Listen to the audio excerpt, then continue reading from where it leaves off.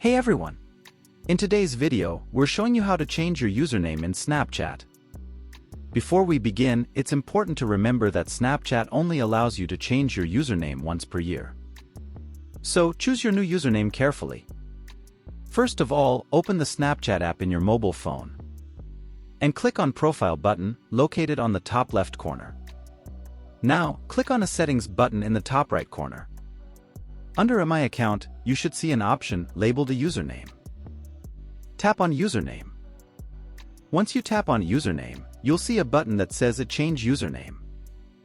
Go ahead and tap on Change Username to begin the process.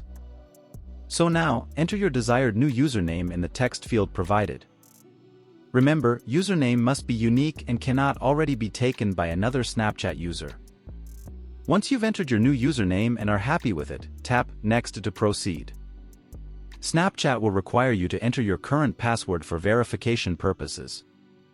Enter your password and tap Confirm to finalize the username change.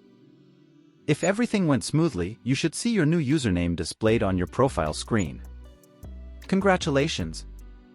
That's all you need to do to change your Snapchat username. Don't forget to like and subscribe for more helpful tech tips.